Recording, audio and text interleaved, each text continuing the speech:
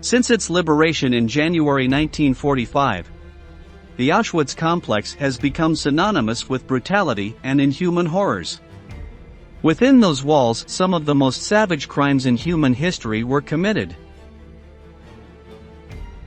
Thousands of people managed to survive that hell, and made known the aberrations that took place there. In this new military history video, we are going to learn about some of the punishments and penalties that were used within the most infamous extermination camp of World War II. Auschwitz was the largest camp established by Nazi Germany.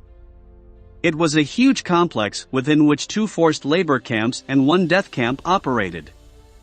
For its operation, it was divided into Auschwitz I, Auschwitz II or Birkenau, and Auschwitz III, known as Monowitz. More than 1 million people lost their lives in these gigantic facilities, and 9 out of 10 were of Jewish origin. Hell began before entering. Above the entrance to the camp there was a sign announcing Arbeit macht frei, or work makes you free, a macabre irony, since the exact opposite was true. Work became another form of genocide that the Nazis called extermination through labor, that is, destroying people while taking advantage of their productive capacity. Those who, thanks to their health, escaped immediate death at Birkenau, were prepared for the tortuous life of work. Their heads were shaved and an identification number was tattooed on their left forearm. Stripping them of their identity was the first of many tortures that Auschwitz inflicted on them. Men were forced to wear ragged pants and striped jackets, women wore work dresses. Both genders were given shoes that were not the appropriate size, causing foot deformities and lacerations. The prisoners did not have any change of clothes, and they slept in the same rags they worked in during the day. For this reason, diseases and infections proliferated that ended up claiming the lives of thousands. In this context, it was common for prisoners to make mistakes or try to improve their disastrous quality of life. Any such activity was severely punished.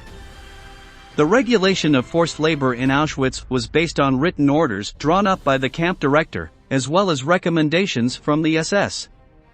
The most common violations were related to attempts to obtain additional food, as well as failing to work satisfactorily. Even trivial things like smoking, resting at inappropriate times, or wearing clothes not approved by Nazi Germany were cause for reprimand. Even suicide attempts were punished within the facilities. If a prisoner made that decision to escape from hell, it was best to get the method right. If he survived, the penalties were severe. Although there was a regulation known as the Penal and Disciplinary Code, where the punishment corresponding to each offense was specified, the penalties were usually arbitrary and depended on the morbid imagination of the directors and jailers. Usually, prisoners received different punishments for identical offenses. The most frequent of the scourges was confinement in Block 11, a facility within the main camp that became infamous for its living conditions. In Auschwitz, Block 11 was a kind of prison within a prison. There were those who committed some type of infraction, but also people who were waiting to be eliminated through the most varied methods. In fact, it was in that portion of Auschwitz that the first executions using Zyklon B gas were carried out. There were also several torture chambers for the most varied techniques of physical destruction.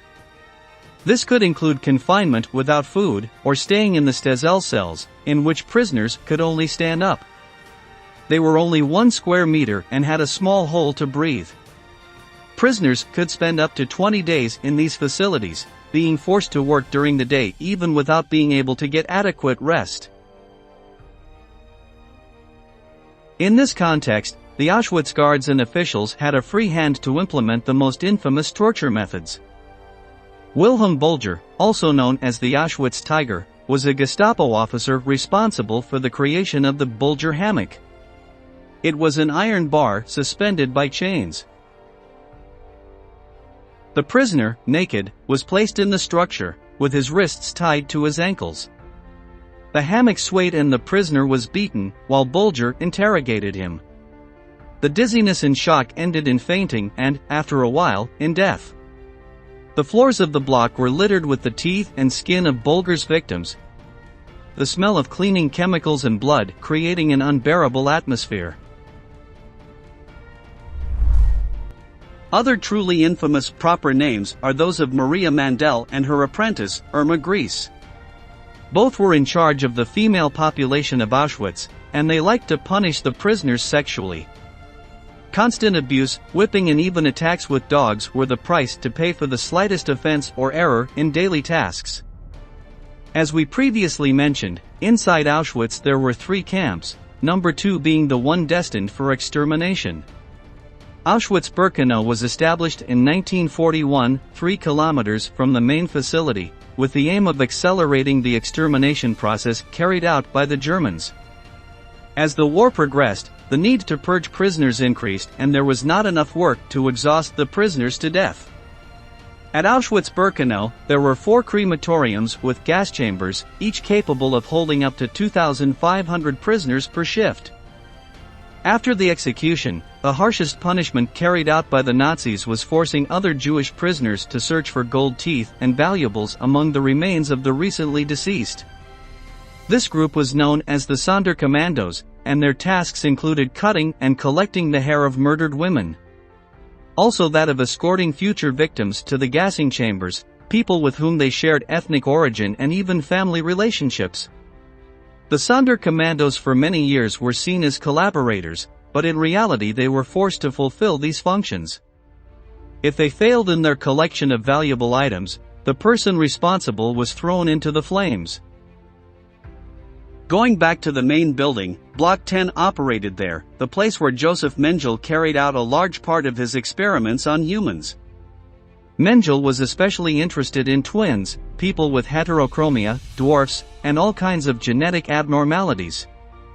The doctor experimented without any concern for the health of the prisoners. Some processes consisted of injecting chemical substances to change the color of the prisoner's iris. In other cases, the eyeballs were removed for examination, causing the victim's death.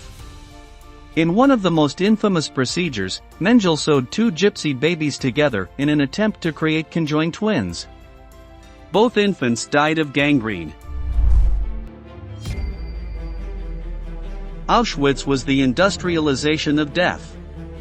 There was more than one way a prisoner could meet his end, whether it was worked to death, being tortured in Block 11, losing his organs in Block 10, or gassed at Birkenau. In all, more than 1,300,000 people passed through the facility, and 1,100,000 perished. The punishments applied there are one of the darkest chapters in human history. Thank you for staying until the end. If you want to know more about any particular aspect of Auschwitz, leave us your suggestion in the comment box. We'll meet again in the next episode of Military History.